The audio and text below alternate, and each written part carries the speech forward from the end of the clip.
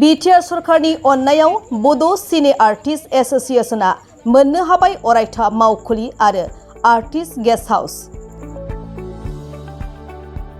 बिसानि अरायथा मावखुलि आरो artist guest house लुफुंनायनि थाखाय अन्थाइ खाम्फा गायसनबाय।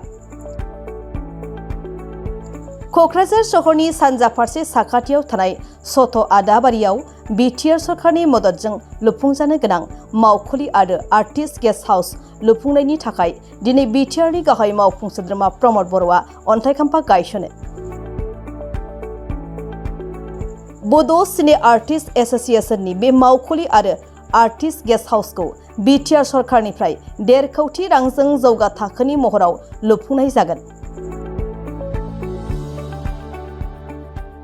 बड'सिनि आर्टिस्ट एस'सिएशनआ जोबोर गोजोननाय फोरमायदों। लोगोसेनो बिटिआरनि चिफ प्रमद बड'सा बिथांखौ जोङो साबायखर बावदों।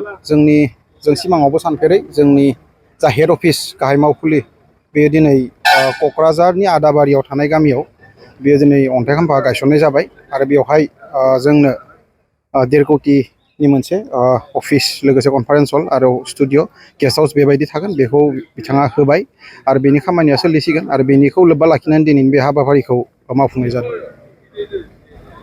ओरैनो माब्लासिम टारगेट लादों?